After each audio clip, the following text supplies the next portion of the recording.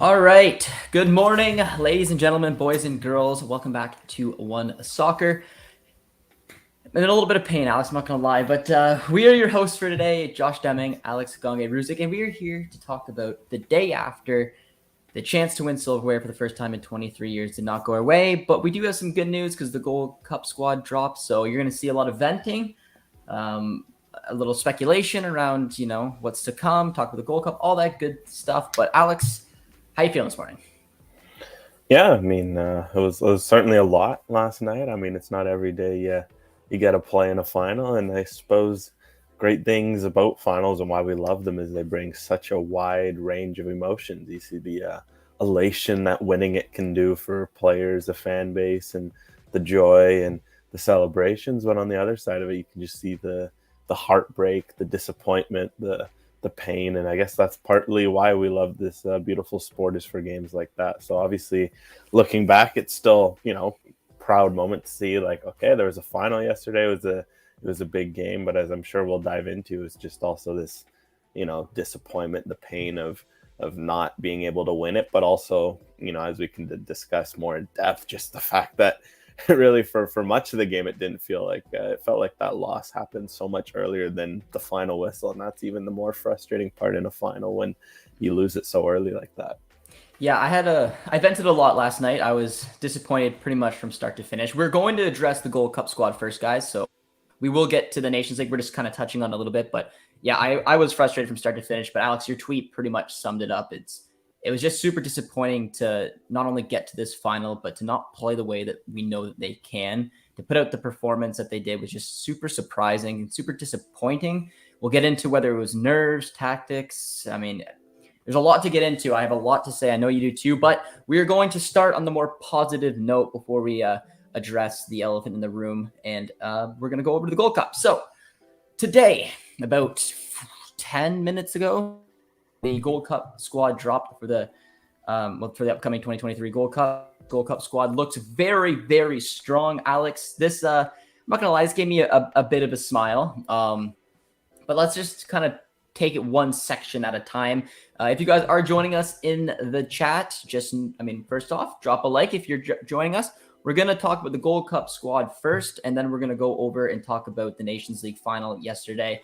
But give me your thoughts quickly. Out of 10, I'm going to give a 9 out of 10 for this squad, just because it was already leaked that some of the big players weren't going to be there. And looking at this squad right now, I can tell you that this looks like a squad that could potentially win the whole thing. I mean, considering some of the other squads that are out there. So me and Alex are going to go through it very quickly. So Alex, let's just start with the keepers. So Borjan, McGill, St. Clair. I'm honestly surprised. I really didn't think that Borjan was going to be called up in this Gold Cup squad. Now, I'm going to throw it over to you. Do you think he's in this because of what's going on at club level? That he got this move. He likes playing with Canada. John Herman said it. He's happy here. He wants to maybe go into a tournament and look to win something. Because I don't know. I was really surprised to see him. I thought this was going to be St. Clair's tournament, and I guess it could still be. Yeah, I'm going to be interested to see what kind of role Borjan has, because I mean, again, there's no goalkeeper positions created equal. Is it him coming in and starting every game, or is it him being a third goalkeeper and kind of boosting up McGill and St. Clair? And I think for what Canada needs, you'd probably hope it's more of that, because look, I think it's something where at this stage of his career, we know what Milan Borjan is. He can be a very, very good shot stopper. You can be a bit of a leader back there, but also, as we also saw last night, and as we've seen at times, there are limitations with his play. He might not be the best with his feet at times. He likes to play on his line. He's not your most aggressive sweeper keeper. So it's something where, in terms of this, if it means he's out there mentoring McGill and St. Clair, I think that's a good thing. I think that's, leadership helps. Someone who's had, 60, 70 caps now, has played in, the Azteca and all these sorts of environments, can only help them learn. But I do think it's something where you want to see St. Clair get a chance to take over and see what a different look he could bring to that back line, or ditto with a guy like McGill, given that he's in the Brighton system. So I'm still hoping this means St. Clair, for example. I think St. Clair of the three is the one that should probably get the longer look. But, I think at some point, hopefully Boyan's there in more of a support role. I agree. And look what happened at the 2021 Gold Cup. Like Borjan wasn't there. We gave the opportunity to Crepeau and he had a stellar tournament. I just felt like this was like a tournament meant for St. Clair. But like we said, just because Borjan's there doesn't mean he's going to start. Although if you're asking me personally, I would personally find it surprising that Borjan would be here just to be more of a mentor role. But I mean, who knows? He didn't have the best of performances last night. I was frankly disappointed with both the goals he let in. But regardless, we will get into that a little bit later. We're going to move on. Behind the play, Alex says that, another Alex from Behind the Play says that, hey, boys, underwhelmed with the Gold Cup roster. So I find that a little surprising. Like, I know that there was leaks of some of the players who aren't there. And, I mean, as you guys can see the list right here, but you know that there's no Kone, there's no Buchanan, David, Laren, Davies. Like, some big hitters aren't here. But we kind of knew that going in. But I still think this is a very strong squad. The fact that we were able to get a player like Eustachio in here who we'll touch on.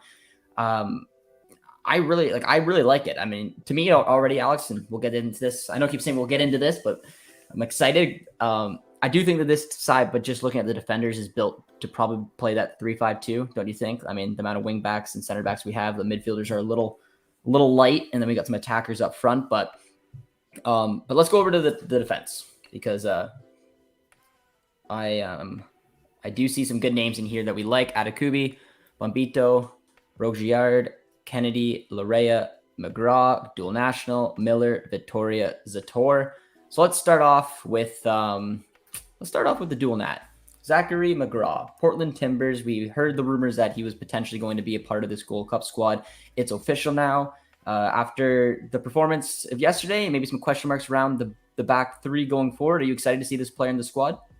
Yeah, McGraw's an interesting profile because I think, as we saw yesterday, there's a big question for Canada in terms of if they're going to be playing a back three, who is the Steven Vittoria replacement? Because when Vittoria, he didn't play, and it was felt yesterday in that back three, and someone like McGraw looks to be one of those profiles who could potentially, be worth looking at. He's big. He could command a box. That's one thing he's been very good at with the Timbers this year. He's been commanding the middle of that box and being an option. It's something to look at, especially since Derek Cornelius isn't able to come, and he's someone else you'd want to see a bit more in that role. So I'd like to see McGraw get some reps in the middle of the back three. I think the fact that Vittoria is there as well to learn off of can also be a plus. In the much like what we said with Borjan and goal, that the fact that Vittoria can be there maybe in more of a support role to help some of these guys take that next step. Heck, Moise Bombito as well feels like someone I'd like to see in that role, because given his ability to pass, and he's also very good in the air. He was dominant in the air in college, and we haven't maybe seen as much at the MLS level because he's playing more on the outside of a three for Colorado. He's also someone whose profile long term you're looking at more of a natural Vittoria replacement than maybe someone like a Kennedy or Miller yesterday, who prefer to play on that outside of a back three. So between McGraw and also I'll just throw Bombito in that mix. Like, I want to see them learn in that middle of that back three and learn from Vittoria and learn how to just command a box and lead a back three. Because it showed yesterday that Canada maybe needs someone long-term who can step up and replace Vittoria. I think that was my biggest takeaway from yesterday's match. And again, you've heard me say this many times, and I talk about you and I, Alex. We're very high on Derek Cornelius. We think he's the type of player who could be that central center back option to replace Vittoria long term. But yesterday, unfortunately for Kennedy, he just looked so uncomfortable at the back. We looked shaky pretty much from start to finish. A lot of confusion. And it for the first time, because I usually say, well, what's the big deal of playing like a lefty in the middle? And not that there is, but there's plenty of times yesterday where it just felt like the ball was put onto his right foot and he looked very uncomfortable. He's getting pressed very hard. And he just looked uncomfortable. It didn't look like he was ideally should play there. Kennedy, with his speed, maybe he's a little bit more comfortable on the outside. And Vittoria, when he comes in, he just brings a calming presence. So I absolutely agree. And I'm very intrigued to see what McGraw can do. Because like you said, I think he has the profile to be able to hopefully take a step up. And because there's no way in this Gold Cup tournament we're going to see Vittoria play every single match. There's just not a chance. I think some good reps will go to someone who's going to play in the central center back. And looking at this list, it has to be McGraw. So that's very exciting. Another dual nat coming in. A little surprised not to see Kyle Hebert with the season he's having right now at St. Louis. Alex, quickly, any reasons why you think that he didn't get into this squad? Just maybe because he is on the outside. They want someone like a McGraw in there, and I guess they already have Zator, and also Waterman's not there. Those are a couple surprises there. Yeah, I'm happy you mentioned Waterman because I think him as well was a big surprise. And yeah, I guess it's maybe something where Canada feels a little more confident in its outside center back depth, but is looking more at those profiles in the middle. And that's probably why McGraw and a Bombito hop in versus a Hebert or a Waterman, who are more projected to play on that outside. Whereas, yeah, you look on the left for now. I mean, Miller, Miller, Kennedy, and even Cornelius you can throw on that left side. And on the right side, it's pretty much been Johnston and, you know, Zator has also obviously, clearly stepped up and been in that regard. So I guess that just leaves kind of Hebert and Waterman on the outside in, which, tough for them because they've been doing well and deserve more of a look. But I guess this squad just kind of highlights how pressing of a need that central center back position is beyond Victoria. And I guess it'll hopefully be good that we get McGraw and Bombito now, and then maybe we get an extended look at Cornelius in the fall and kind of evaluate the best profiles because, yeah, like you mentioned yesterday with Kennedy, is one big problem that's been highlighted with him potentially is his hip movement and how he operates in the middle of a back three. And hopefully between someone like McGraw and Bombito, they have more of that comfort, and that can allow Kennedy to play in a much more natural role for him, which is on the outside where he's looked at his best for Canada. Yeah, here's a comment here, which I mean I agree with. Any CF Montreal fan out there will be a little surprised, and even if you're not a CF Montreal fan, you'll be a surprise. But I mean, if you're asking me, I think Sirois, maybe it's that they just didn't think this would be his tournament, so he's playing well with CF Montreal. Just leave him where he is, get minutes, develop. That would be my argument as to why he's not here. Again, I could see my gut's telling me that Borjan will probably be the starter for this tournament, but I could see St. Clair getting it, and then McGill's just the third. So Waterman, I mean, like Alex kind of said, like it's tough. Bombito, I think, with his rise, is someone who's looked at for that outside kind of left center back one. I think Zator is the perfect player to come in and replicate kind of a little bit with what Johnson can do, as he can play it as a fullback, he can play as an outside right center back, and I'm expecting that's probably where Zator will play if he starts.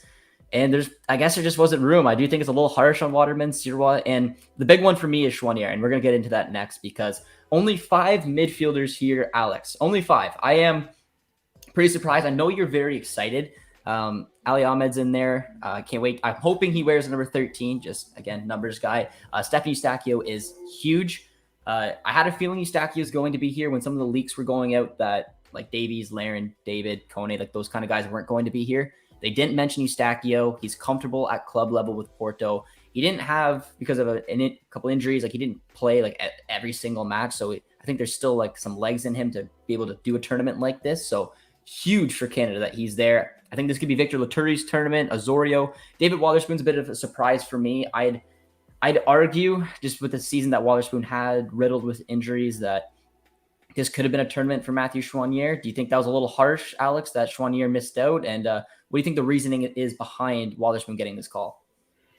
Yeah, the Chouanier one is probably, I'd say, the biggest exclusion from the squad, barring maybe, I guess, an Ike Ugbo, but we can get up into that discussion up front. But I think, yeah, Chouanier is something where for Canada, you have to be looking at all midfielders possible. I mean, it's something that's been in discussion since the World Cup, and, it's only continues now. That's why I think Ahmed's a huge inclusion, because I think just in his short stint at Whitecaps where he's gotten to play as the 8, we've seen a different profile where you're like, okay, that's something, I think Canada, for example, in terms of profiles, someone like Ahmed, you're like, okay, that's a potential complementary piece for a Kone and a Eustachio, whereas I could see, Kone and Ahmed combining very well. So hopefully we see a lot of Ahmed in this tournament. It'll be good to have Eustachio there as a leader and, almost be someone who can shepherd some of these guys along and see how he meshes with them. Hopefully we see a lot of Laturi as well, holding underneath that 6, just to get an idea of how he looks at this level, how he combines with an Eustachio and an Ahmed, for example, which sounds like a fun trio right away. Eustachio and Ahmed as your 8s with Laturi underneath. Just throwing that out there. Yeah, no, I see it. Wotherspoon, I mean, it is a good question in terms of him versus Chouanier, and I think it's something where Chouanier 100% deserves a look. Again, we talk about profiles, just the stamina he has in midfield and in that number 8 role he can play. I guess it doesn't really answer Canada's biggest need, which I think remains that 6 that can free up Eustachio and Kone and But it's like Wallerspoon's not that either, though. yeah, Like that's what I mean. if I'm looking at it with no disrespect to David Wallerspoon, I am a big fan of Wallerspoon. It's just at his age, the season that he had, also was a player who will be looking for a move. Chouinier's had a good start to this season. Like he's always kind of been like that bubble player. Is he going to get called? Isn't he going to get called? He's versatile. Yes, he's not a 6, but neither is Wallerspoon. For the future, I really don't understand that call.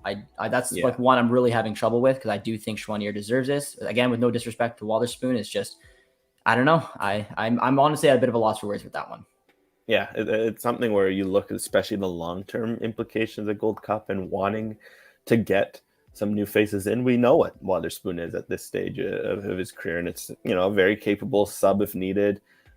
He's versatile in that regard, but we don't know what Chouinier can bring. And Chouinier is still only 24. As we've seen, he's literally only been playing this midfield position for like a year, and he's taken to it so good, like a sailboat smoothly hitting the waves, right? So you kind of want to throw him into that next level. Like, what does it look like at the national team level? And I think that's, it is a huge surprise, especially if this Gold Cup is supposed to be towards pushing for the future. And I mean, again, Canada's midfield, we keep saying Canada needs a 6. Well, it's not the end of the world if Eustáquio becomes your 6 long term, but that just means, okay, then you have to look at more 8s, right? You have to look at guys who can pair with him and Kone in that regard, right? And I guess that's why it's great to see Ahmed, but I feel like Ahmed and Chouinier would be fantastic competition at that 8 position, especially if they're spelling each other. Heck, we could see what they look like together. And I think at this stage, we know very much what a Waterspoon is. And I think also we're forgetting in terms of 5 midfielders, it is 6 midfielders. I think at this stage of I think Junior Hoylet's a 6 midfielder in this case, just because in this 3-5-2, he'll play up front, but I think we've also seen he plays in the middle. But still, we also know what Hoylet is, and he can kind of be that connector. Whereas with Chouinier, there is that element of intrigue of different profile, and I think you'd want to look at as many of those as possible, especially in the middle of the park.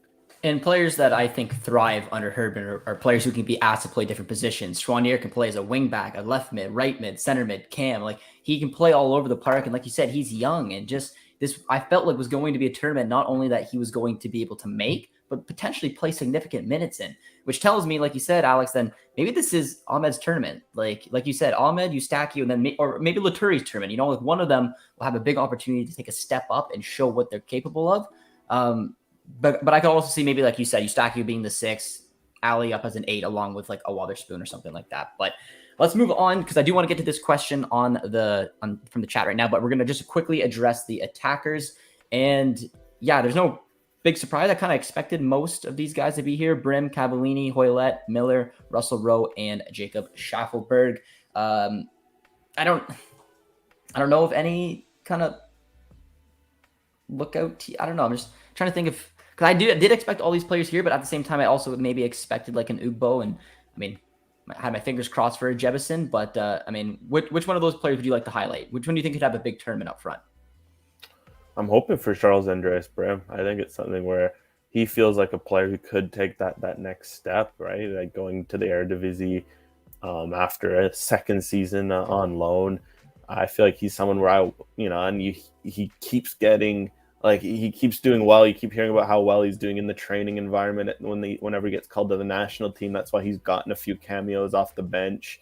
So it's like you want to see him translate that into some good starts and show that he can be one of those depth forward pieces, because you can never have too much depth up front. Yeah, you got your Davids and Larens, but as you see in a game yesterday, for example, where David Laren struggled against the US, it would be nice to look to the bench, and you got a guy like a Brim, say he's playing regularly in the Eredivisie, looking good. You can confidently turn like, all right, next man up, and have that advantage. Whereas you saw that with the US, for example, they got Balogun for however many minutes he scores, and then they're able to just turn to Ricardo Pepi, who's great in the Eredivisie last year, and that's the sort of depth you need at this level. And I think Brim is one of those guys where he's at a good age too, where he's proven himself. Like, it's his time to make a step up at club, and hopefully he can carve out a similar role for country. But I guess similarly on that vein, from what I just said, it makes someone like Ike Ugbo a big surprise that he's not there. Because it's like, yeah, he didn't have the greatest of seasons, but he's still super young. He's still someone who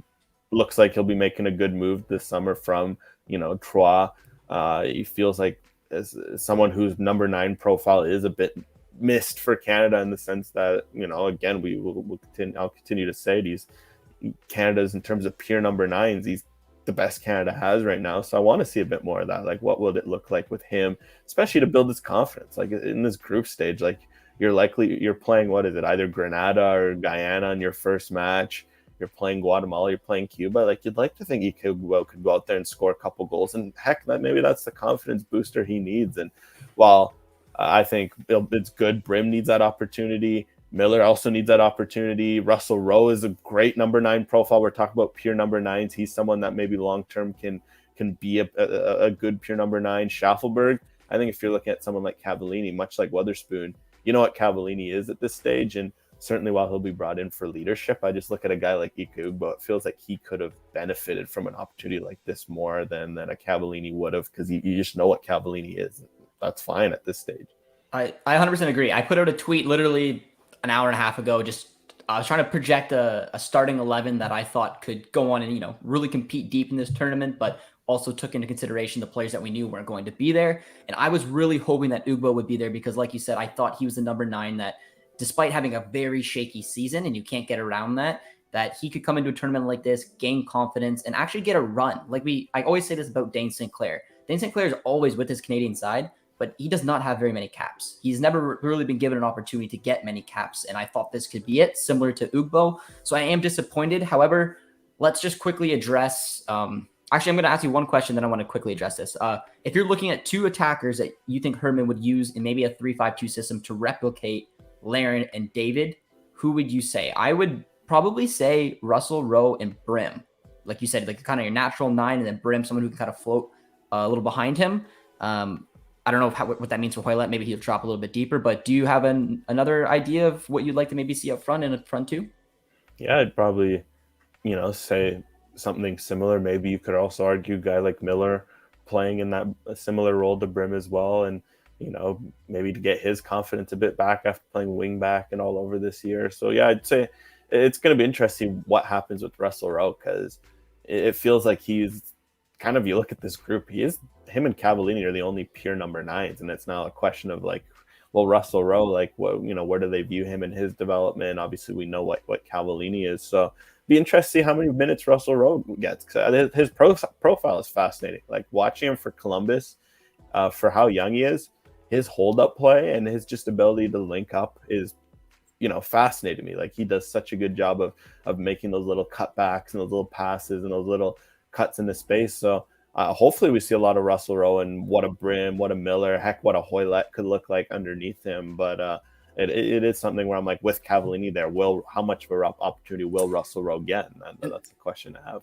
And I agree. That's what I'm hoping for. I don't really want to see Borjan, Wotherspoon, or Cavallini get significant starting minutes. These could be, 2 of them could be guys coming off the bench. Borjan, hopefully, just again there for leadership. I want to see a guy like St. Clair take that opportunity, Russell Rowe take that opportunity, and like either Ahmed or Laturi to push Stacky out. Like those are the kind of players I think are ready for this type of step and can take a big, or use this as a big platform to kind of launch their career, similar to like a Tejan and some other players, Kamal Miller, Alistair Johnson did in 2021. I don't know. I am excited. I'm excited if Russell Rowe could start, because I do think that he's just a natural finisher as well. We saw what he did with the Crew too, to be able to earn the contract up with the first team this year, and he scored goals at the opportunities he had. So I would like to see him, because he hasn't really had that at the Crew this year, despite like the limited minutes. He can still show he can score, but I'd like to see him get like a run of games. Can you imagine him starting like 5 of the 6 games if we had going a run for the final? It'd be pretty cool to see a very raw talent and see what they can do. But Alex, before we get over to the U.S. game, the awkward questions are the players that didn't get called up for whatever reason. So there's a few on screen right here, guys. Let me know in the chat if you have any more players you want us to touch on who were not included, and we can give you our opinions as to why. I'll hit these 4 pretty quickly, and Alex, if you disagree with anything, you want to add something, let me know. But for Koleosho and Jebison, in my opinion, I think it's just that they're not ready yet. I think both have other options right now, and they're probably just not ready. I'm surprised that Jebison didn't, just given the disappointing U20 World Cup he had with England, where he didn't even play. I thought this really could have been an opportunity. But at the same time, Sheffield United are getting promoted to the Premier League, and he is already being rumored to find a loan move. So that is a big issue with some players that you may not see on this list, Doesn't make sense for someone like Matthew Choinière unless there's something behind the scenes that we don't know. But Daniel Jebsen is probably going to be looking for a loan move to the championship. Koleosho, I don't think is just purely ready to make that decision yet. He's got plenty of options. He's with the Italians right now in the youth setup, so he's fine there. Farsi, again, I think he's keeping his options open with Algeria. And then Ike Ugbo, I'm going to say this comes down to, I don't know. I'm curious to see what you think, Alex. Is it Herdman just maybe not wanting him on form, or do you think it's Ugbo needing a move? Because we know he's not staying at Troyes next season. He will get a move somewhere. But those are my thoughts on those 4 players. Do you agree, or is there anything else you want to add? Yeah, look, I think the Jebsen, Koleosho, and Farsi is pretty simple, right? Like Farsi not even in the preliminary squad, so that tells you everything you need to know there. Just not ready. Jebsen and Koleosho as well, just, like it's something where I don't think they're ready to fully commit, because again, this is something where you're at this tournament, you're committing to Canada. The Ugbo one's the $1 million question, so to speak, because it feels like even like if we're talking about him getting a transfer, like the fact that Brim is here, obviously he does have a club in the Eredivisie, but still it feels like something where it is a big offseason. You would have thought if someone like him is going to be included in the squad, could someone like Ugbo? So I guess, yeah, maybe transfer is the likeliest of outcomes, but it does feel like there still could have been a path towards him playing. But I guess we'll find out in the future. But it is funny, as someone was mentioning in the chat there, it is a bit frustrating that someone like Ike Ugbo is hanging out with a Fikayo Tomori right now, and you can only imagine what if, right? But hopefully Ugbo can come back in the fall, and that's what I'll say for Jebsen and Koleosho in particular, those two, and especially Jebsen. Watch out for those two in the fall, because Canada has nothing not on the schedule, just friendlies, and those are the sorts of games we can bring in the dual nationals, get them maybe in a friendly game, or have them in your camp with a little less consequence versus a Gold Cup. So for those looking at a Jebsen, looking at a Koleosho, I'd say the September, the October windows, that would be a lot more likelier chance for them. And I saw 3 other names. Jay Nelson is one I'm pretty surprised that's not on this side.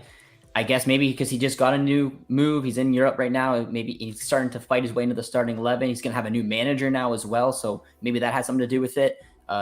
Lucas McNaughton, I just think the depth there, they went with a guy like McGraw instead.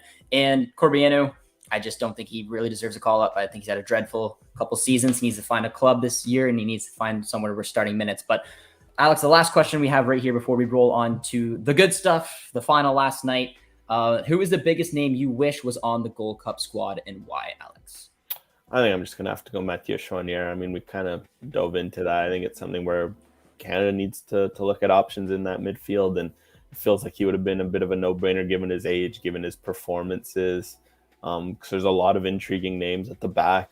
The goalkeeper, you're hoping McGill and Sinclair could play, but you look at that midfield, it's a bit light. You could wonder what a Choinière would look like in there. I'd say it's between him and Ugbo, and I'd probably pick Choinière just because, at least with Ugbo, you do know a bit more of what he is at this stage. It does feel like for him, he just needs some confidence and some form at club level, whereas Choinière, he's ticked so many boxes, and he's been on the cusp for so darn long. Like, it's been like 20 months 24 months, I feel like, of good play where you're like, oh, he's so close. And it's like, how has he not gotten more than like the one Bahrain camp to his name so far, right?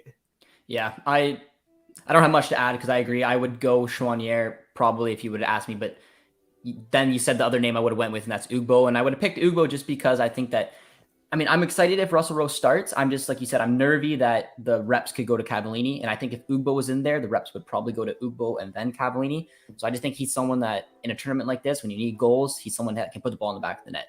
I hope that Russell Rowe gets the ability to start, play, and perform. But I don't know. I don't want to be put in a situation where it falls on Cavallini, because I don't know if he can do it over the course of this tournament. I think he'd be an important player coming off the bench, but Choinière, I think, is the obvious one. But Alex, I just threw a tweet up here. I'll throw a couple of years up as well. But let's move on, guys. We're 30 minutes in. If you guys are just joining us, drop a like on the stream. We just broke down the Gold Cup squad, and now it's time to move on to the performance we saw last night. I had a lot of thoughts. I had about 12 hours to sleep on it, and now I'm really ready to vent. So I'll throw some different tweets I put up and Alex put up from last night. Maybe some KJ as well, because he really went in. But Alex, let's just start off in the first half. So Canada start the game, and this is a final. This is the first final in 23 years. Now, we have to remember these players are human. Like these are human beings. I know playing sports as well, going to a final, like whatever sport it is, you grip a little tight. You don't make that final decision. I know it can be nervy, but they just came out immediately and looked dead. They looked like it didn't look like anything was clicking. The back three I thought was the immediate thing that caught my eye. The way that they were trying to play out from the back, the way that Kennedy slid in that, and like the confusion with Borjan, the confusion with Miller, he just didn't look comfortable there, which is why, in hindsight, it was even more disappointing that Cornelius got injured when he did. So I guess just in the decision, were you surprised that Vitoria didn't start? Did you expect him to start on the bench? Do you think it was risky to start him for Panama and knowing that he wouldn't be able to start maybe against the US? Because when you're looking at just the setup, not even the match, the big question mark was Kennedy, and unfortunately he didn't have a good game.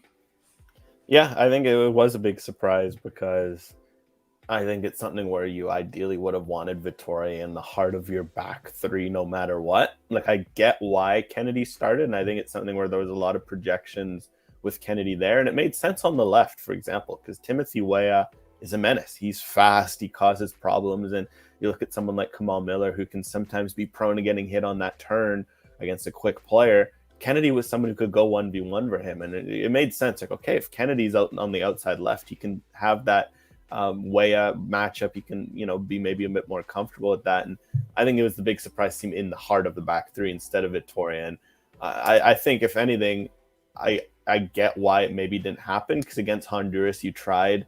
We saw the pair. It was Kennedy playing in the middle of a back three, but his job was to play in a high line and cover a bit more. But I think really there was it was a twofold thing with Vitoria, in the sense that, okay, you didn't start him for fitness, that's fine. Why wasn't he on at the 45th minute? Because it's something where, look, I think that was probably, and we can kind of dive into it.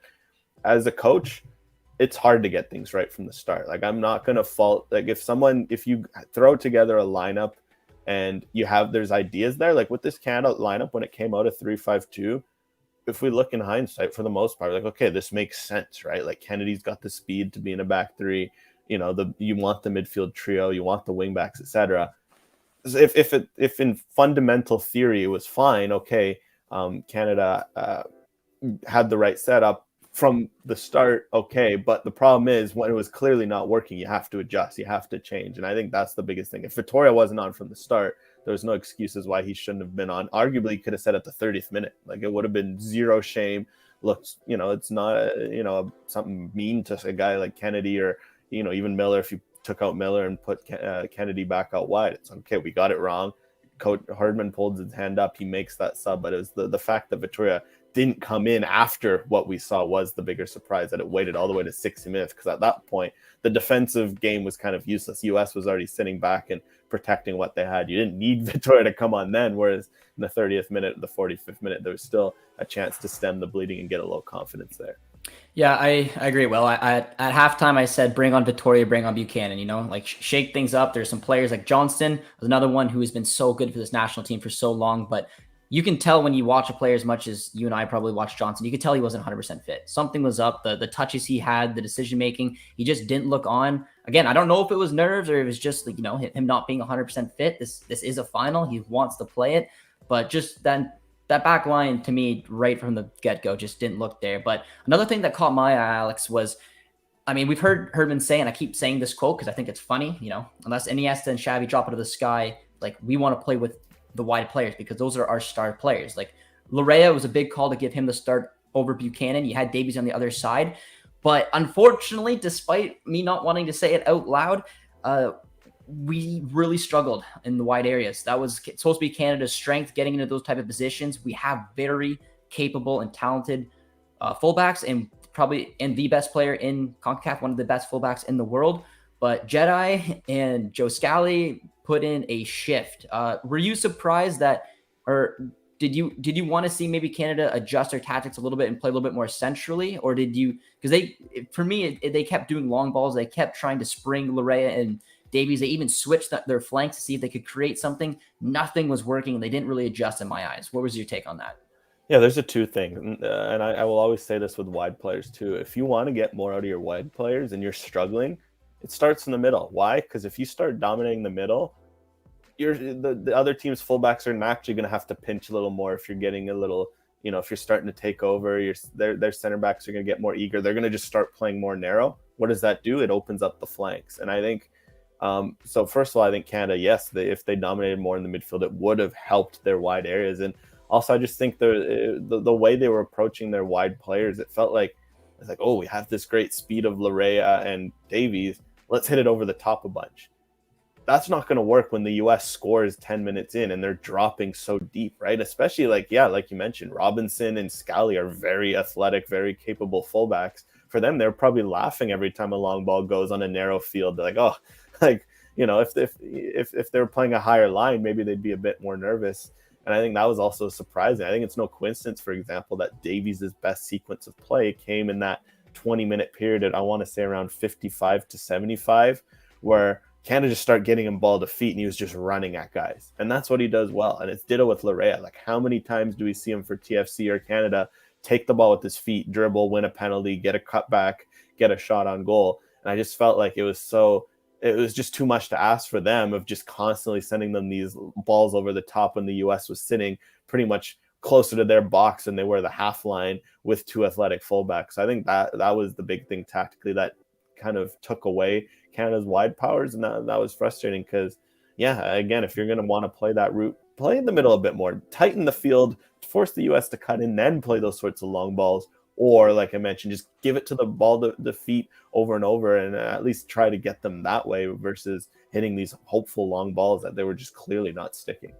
And like, kind of going on to that, because I agree with everything said. And it was something I noticed that again, these are two fullbacks. One's playing the Bundesliga, one's playing the Premier League, and we were kind of playing into their strengths, and it was just very difficult for anything to happen there. But for me, it also took way too long. We're going to kind of go back to like the substitution issue. It was way too long before Canada started adjusting. They lined up, as we know, in the 3-5-2. They didn't make any any subs at halftime. Then they made their subs and they kind of switched into that 4-4-2. They pushed Osorio out wide and then Buchanan came on. Davies was at left mid. They went with the two-man midfield. The U.S. were sitting so far back at that point, allowing Canada to have the ball. They just couldn't create. Why do you think it took so long to be able to make that adjustment? And also, I also want to say, because I put this in this tweet, as you guys see, Davies trying way too much. I almost didn't put it in the tweet because that isn't the reason in my eyes at all that we lost. Why not? When nothing was working that game, I can see why you'd want to get the ball to your star player. It's just, it came to a point later in the match where I just felt like everything was kind of going through Davies, and he was creating chances. You can't get around that. So, I mean, I was kind of like, you kind of get what I was saying with Davies trying too much, because as soon as I tweeted, I was like, I'd rather him try it, because no one else was doing anything. So, like, I was kind of here or there. Then I had some people say, oh, like, I didn't mind what he was doing. And then I had, he's playing hero ball. So, I mean, what was your take on that? Because I by no means think that Davies was the reason we lost this at all. No, not at all. But I think with Davies, it's a fair discussion to have, in the sense that, again, it's what is his best role for Canada, and it's twofold, in the sense that, okay, we maybe know, we can argue about the position, but it's also, you look at what he's best at with Bayern. It's usually making bursting runs down the flanks, take a couple touches and whipping it in. Whereas for Canada, it always just feels like there's a bit extra. I get it. He's a skilled player who wants to express that. And, you don't want to look at a player of that skill and be like, don't express yourself. But there are moments where it's like, keep it a little simpler, right? If it's especially when you're out wide, and players obviously know what they know what Alphonso Davies can do. They're going to always mark him a little tighter. They might even double team him.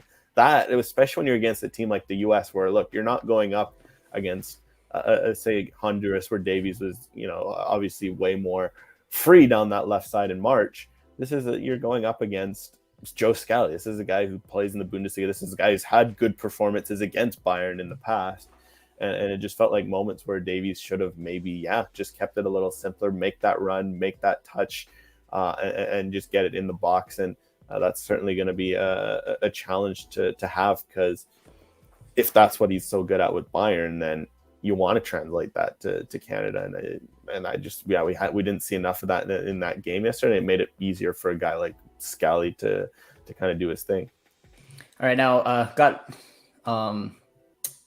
Armin wants us to play the viral KJ rant. Just for anyone who didn't see it last night, it was very, very well said. I'm gonna make sure that we can all hear it. Saw that KJ too. All right, and we're just gonna watch it, and then Alex, I'm gonna get your take on it. He got a lot of praise. This was a pretty viral tweet, but I think he absolutely nailed it. So I'm just gonna make sure you guys can see that. Hopefully everyone can hear it. And then we're gonna play this, and then we will talk about it. So I'm just gonna remove us here for a sec, Alex, and enjoy Christian Jack's rant, but I think it was a fair one. And by the United States, we just saw that KJ 2-0. They defeat the Canadians. Both those goals coming in the first half. What did you make of the overall game?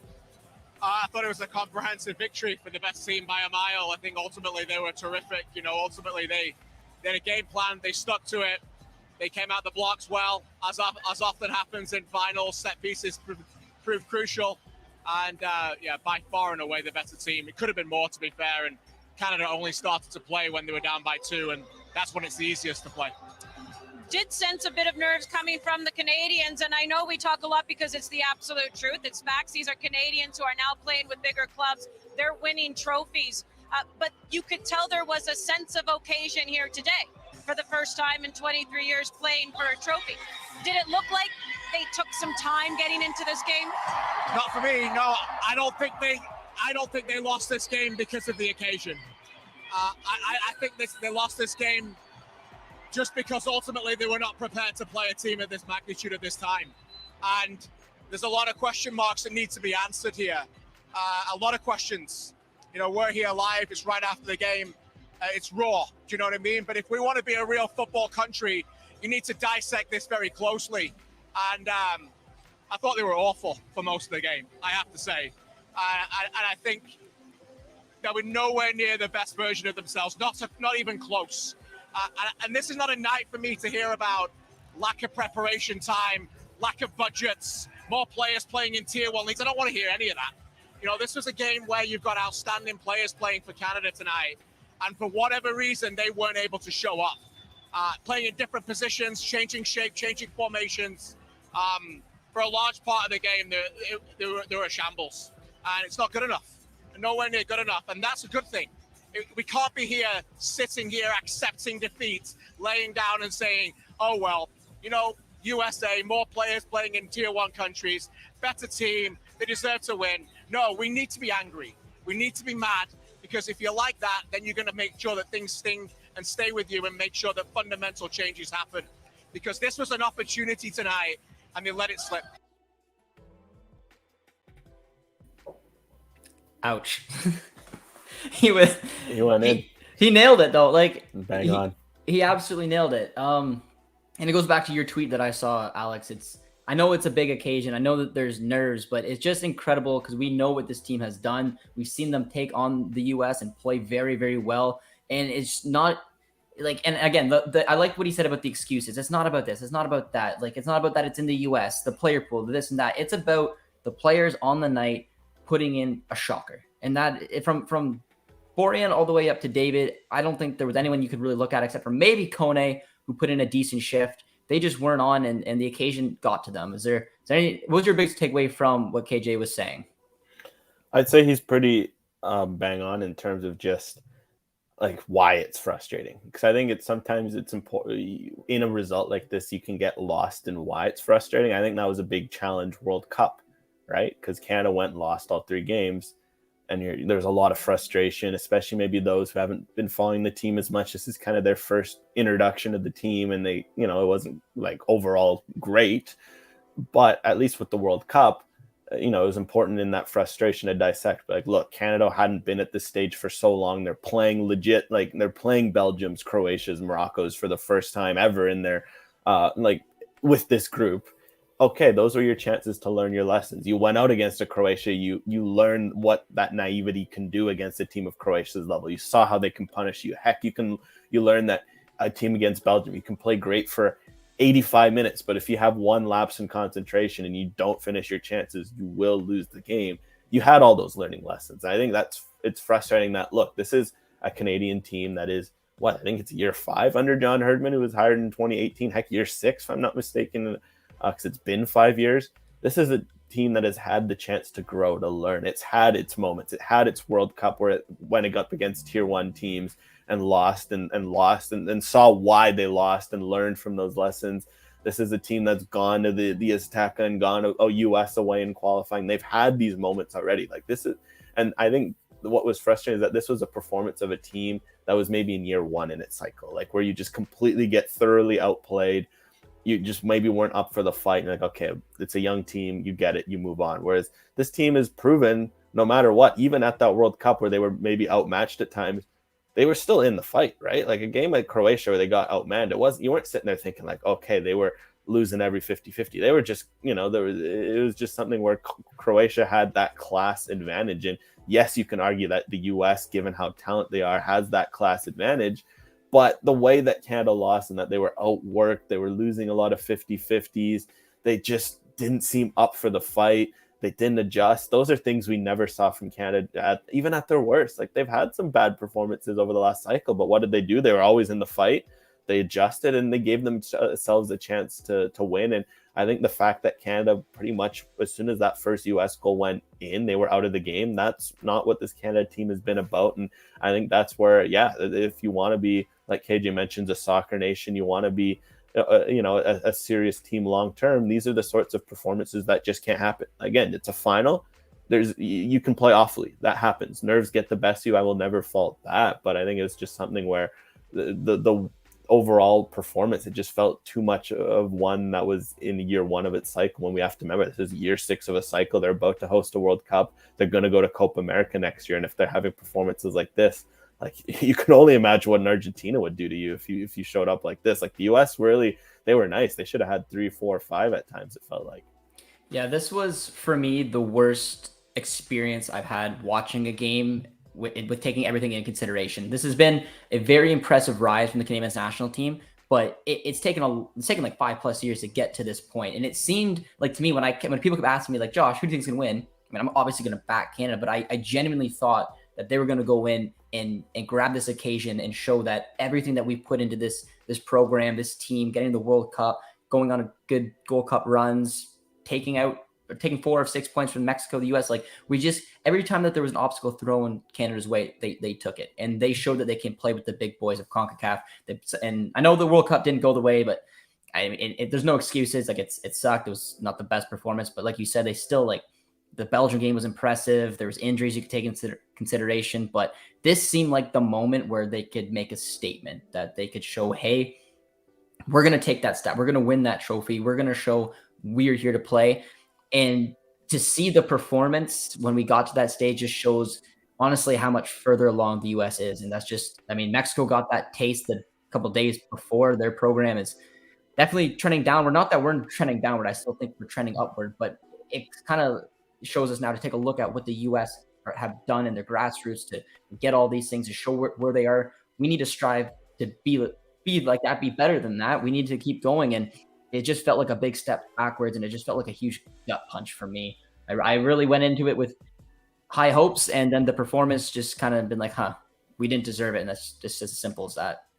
Yeah, and look, I think what's important now, much like with the World Cup, like with these games, you have to to learn what went wrong. I think, again, that will also be the tough challenge, because you see a performance like that, you can go very much into the extreme, into, okay, this needs to be completely axed or revamped. And I think, of course, the answer is going to be always more nuanced than that. But look, now you've had, 5, 6 games of playing top tier opposition.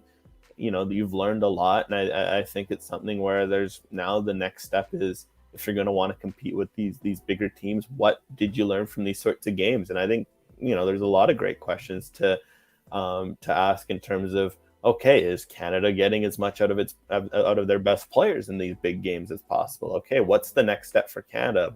And maybe in the last cycle, Canada did so well because they elevated their depth and they were able to handle the load of World Cup qualifying, where it's just a grind, and so many new players stepped up. Okay, that's great. But now, say at the World Cup and in these games, in finals, it's for the most part, it's going to be your best players that win you the game, right? The US won because Gio Reyna, who I believe for the last couple of years, he is their best player, stepped up and played like their best player and got 2 assists and, won the game by himself almost with that first half. And then a guy like Balogun to finish like that in the second goal, like that's a top player stepping up. And now that is something where for Canada, that's also going to be another step to see if you want to take that if you want to be like a US, you want to be like some of these other top teams, you're going to have to find a way to get more of your best players, to get more and take that next step tactically. And those are going to be huge questions to be asking now.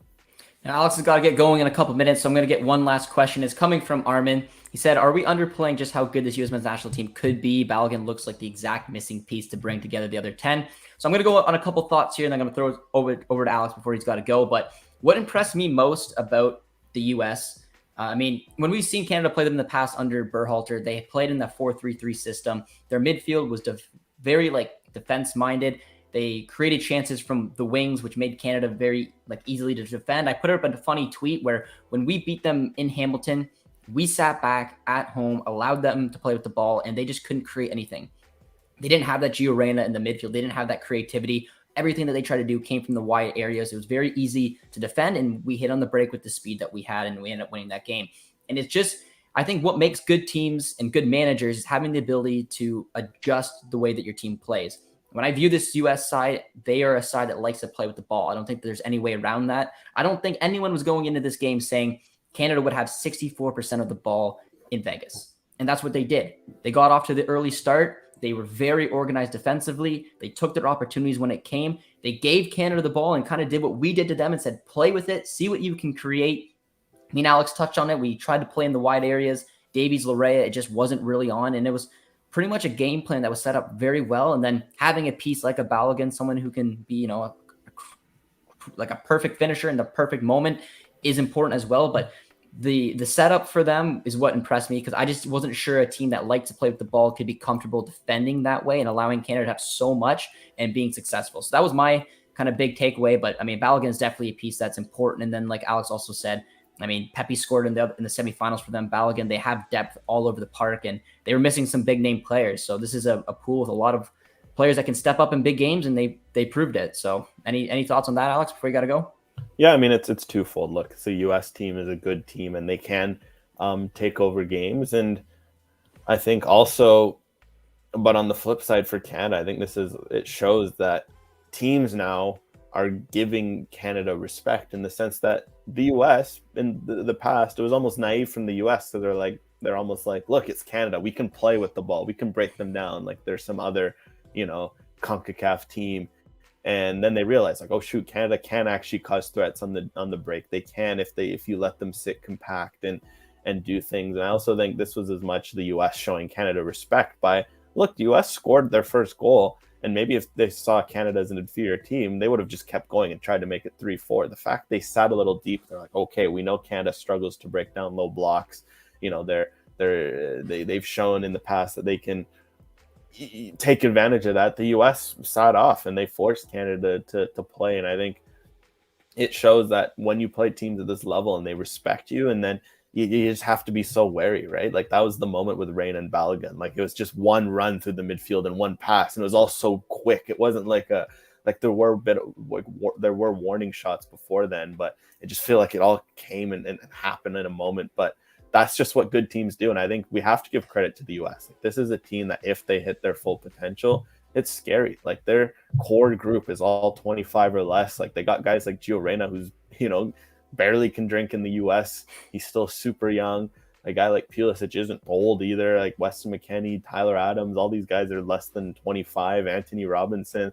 Like this is a very legitimately good U.S. teams, and they will cause problems. But also, it feels like Canada. The sentiment remains that feels like Canada played in their hands too much. And look, that's going to be the next step for Canada. That's what I'd leave it on as I go here. Is now for Canada, if they're going to want to play these top teams, there's that next level you have to hit, in terms of teams are going to respect you and they're going to be way more ruthless, way more efficient against you. And as we've seen, top teams only need moments. And now for Canada, it's how do you manage those moments more often? Like I mentioned earlier, that comes down to getting more out of your best players, because I think your best players were more than not step up to the moments, but also that involves other tactical nuances to making sure that you're not giving, like Balogun had his moment yesterday, but Canada's defense and midfield gave him that moment. Like Chris Richards, another great young player who's going to be a problem for the next decade.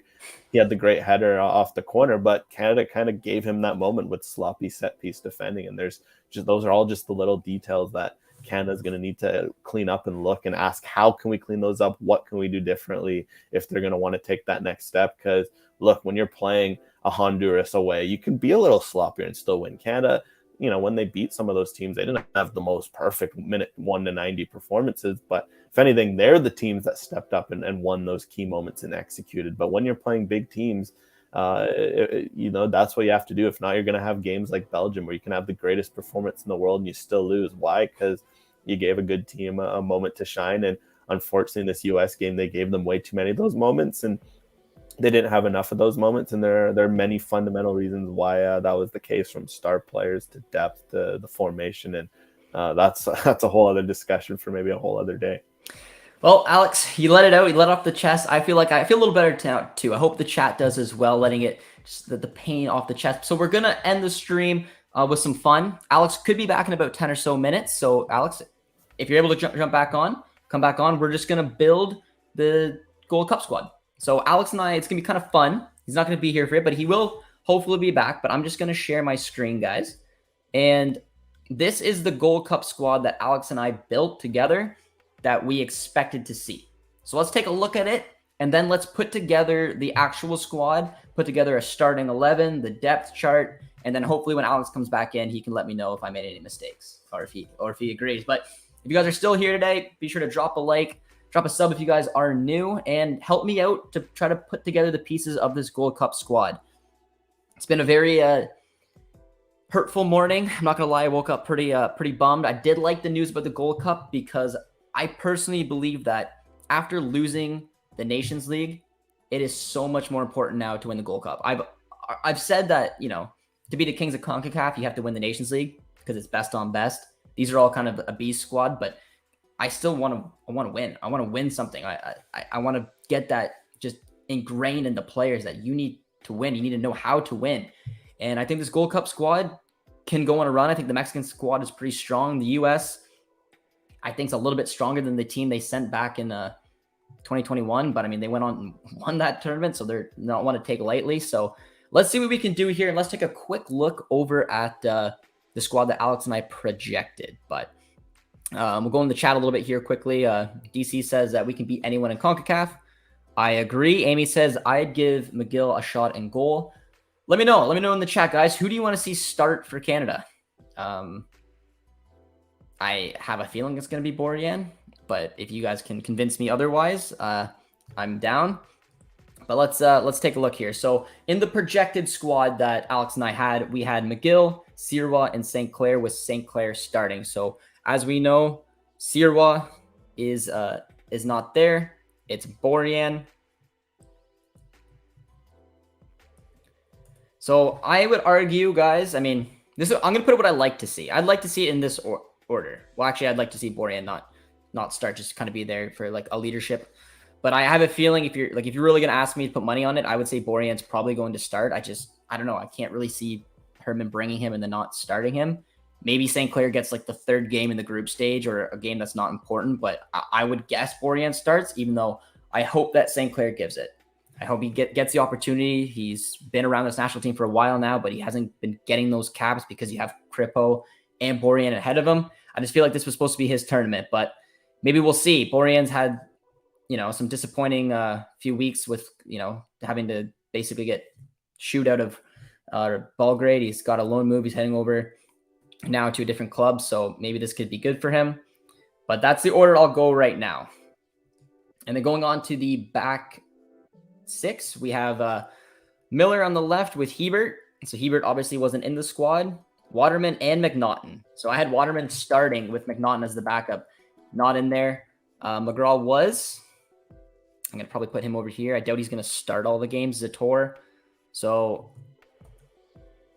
Vitoria, I'm assuming, is going to be the starting central center back. Like I said, given his age, there's no way he's going to start every match. I think McGraw is going to have a huge opportunity to show that, hey, long term, you need a replacement. I'm 10 years younger than Victoria. This could be a big opportunity for him. So I'd expect him to get some significant minutes in this tournament. Zator makes sense for me at outside right. Who do we have else here in the team? Might have to go and take a look. Ambito probably will be on the outside left, I would say. He's not even in there. Oh, Kennedy as well. So yeah, I thought Kennedy wasn't going to be in the squad mainly because I thought he was going to get a move. And there was rumors that Kamal Miller was going to get a move as well. So kind of, I guess it looks like he may stay and be like the starting left wing, outside left center back for Canada. But maybe he wants to stay in Inter because Messi's there. And I mean, I wouldn't blame him. All right, let's take a look at the center backs. We got Zator, we have Vittoria, Miller, McGraw, Kennedy, Bombito. So, right. So I guess Bombito will go over to the right. So there is the 6 center backs. I would assume Miller's probably going to get the start. Kennedy back up. Vittoria, then McGraw will probably get, like I said, good minutes. And then Zator, I think, is a perfect player to come in. And then Bombito is the backup. At right wing back, we have Richie and ZBG. So let's take a look.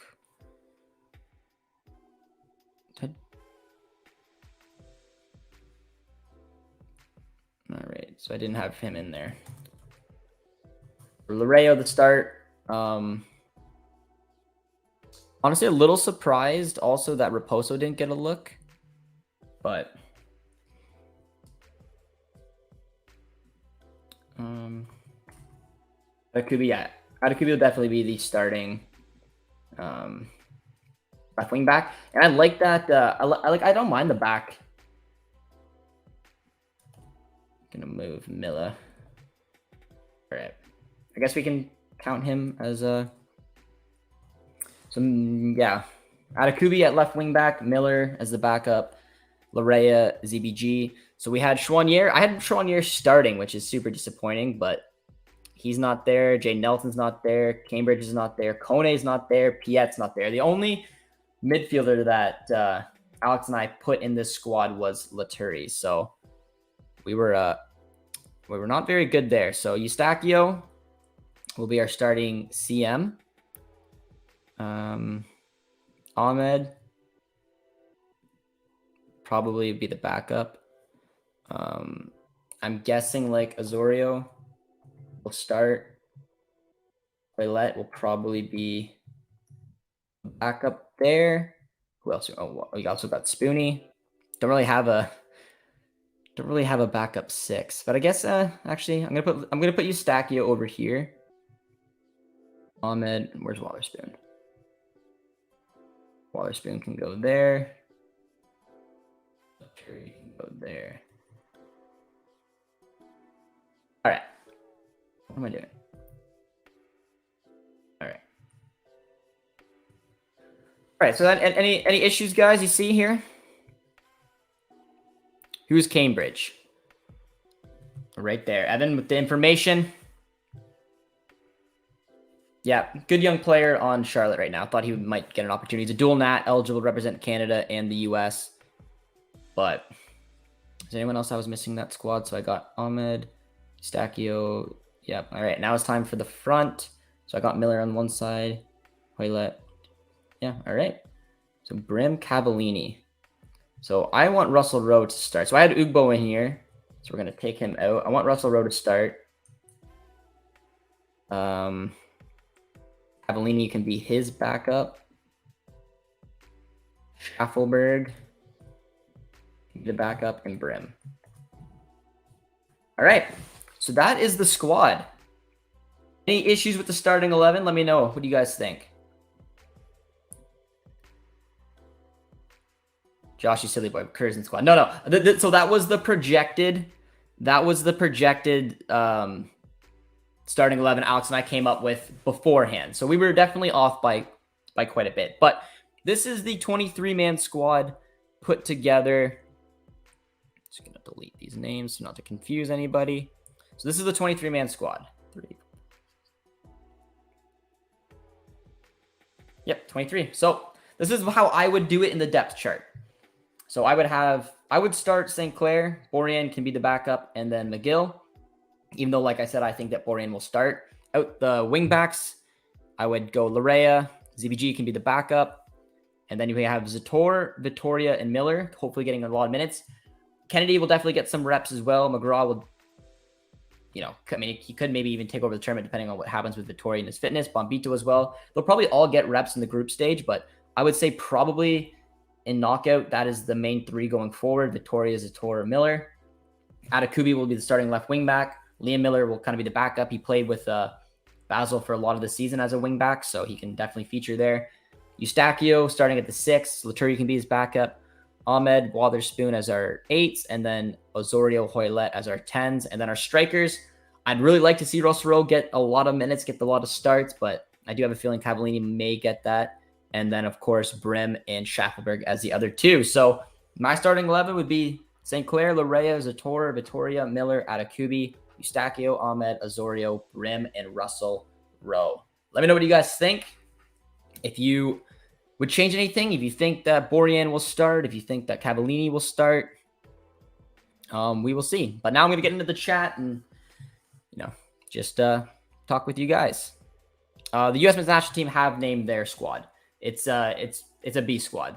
It's a team that I think is somewhat similar to like what we would have expected from their 2021 squad. I'll see if I can find it. Maybe I'll bring it up for you guys, but it's definitely a good squad. The presence of wingers makes me wonder if we'll see a 4-3-3 or 4-2-3-1. I mean, maybe. I feel like the reason I went with 3-5-2 is because it's a system that John Herman obviously has been playing. And if you just straight up look at the number of defenders on this team versus like the midfielders, it tells me that we're going to play with center back, like 3 center backs, and then the 2 wing backs.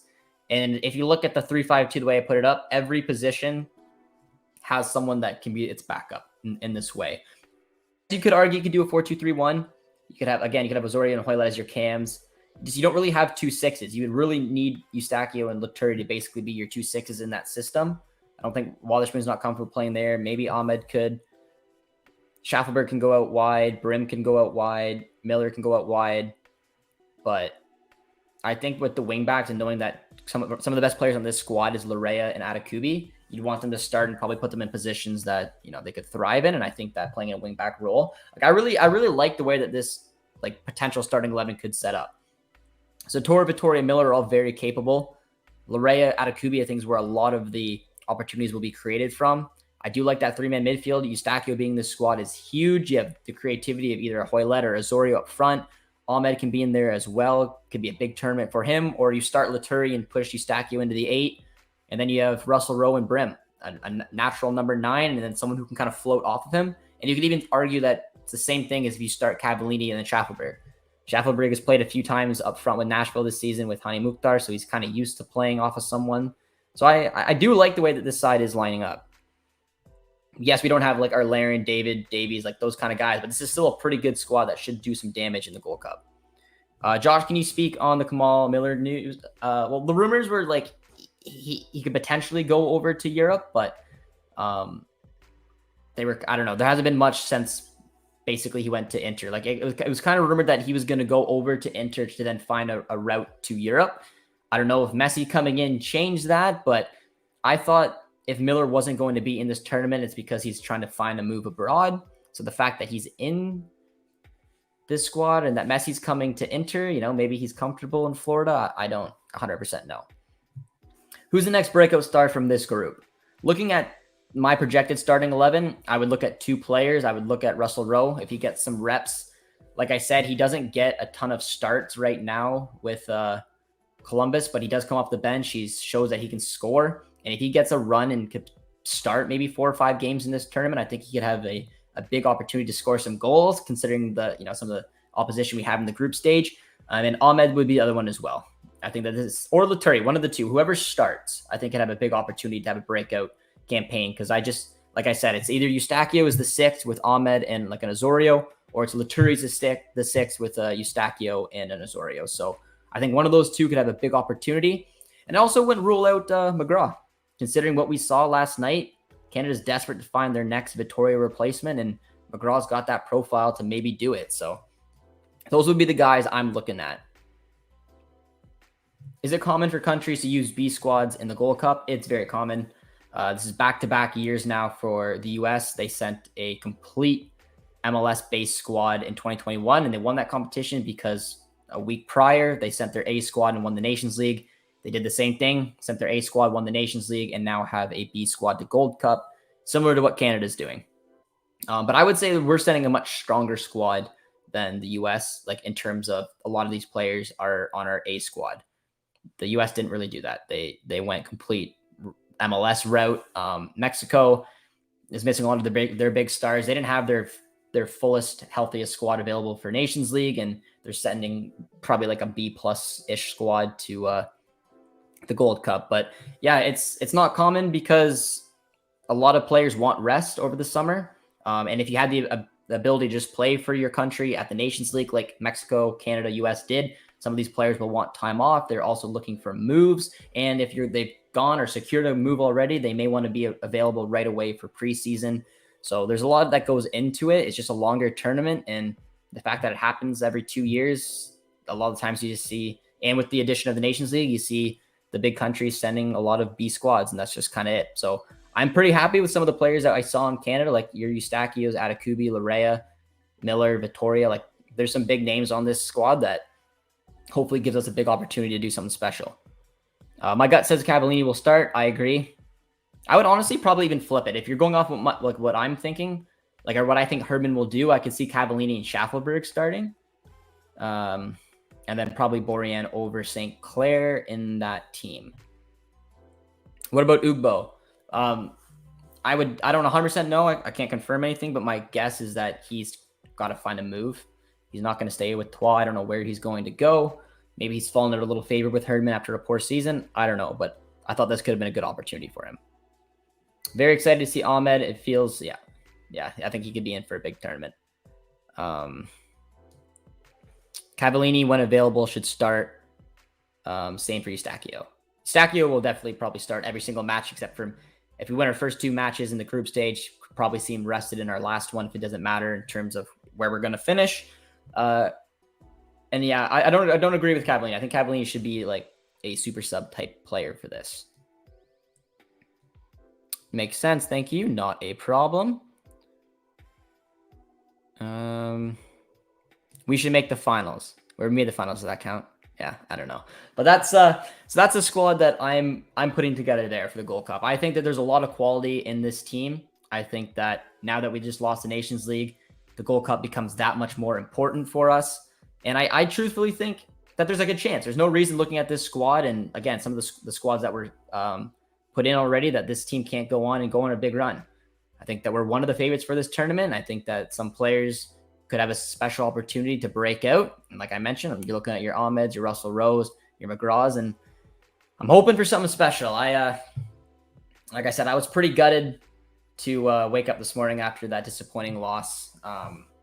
It hurt, but the nice thing is, Canadian fans, we have the ability to bounce back. This tournament is starting very soon. We're in a comfortable group. We should hopefully, be able to create some rhythm, create some chemistry, get whatever the starting 11 is going to be throughout the group stage, and then hopefully go on and do something special. Whether that's winning this whole thing or just, showing that this team can do something, I'm ready for it. I'm going to get my hopes up because why not? I think Mexico will be difficult. I think the U.S. will be difficult, even Jamaica, but I'm backing the boys to have a good tournament. I know Herdman wants this. I know players like Eustachio didn't just come here just because. They came here to win this tournament. Same as Larea, Kamal Miller, Borjan. Like, these guys want to win something, and I think missing out on the Nations League and being that close just gives them that extra fuel to go into this tournament with the pure objective to win it, and that's the kind of the mindset I'm going to do. We're going to do these streams after every single Canadian men's national team match in the Gold Cup. Me and Alex will come live the next day, talk with you guys, break down what we just watched. It should be a lot of fun. Hopefully, if you guys want to catch all those games, you'll subscribe to OneSoccer. I hope you enjoyed this stream.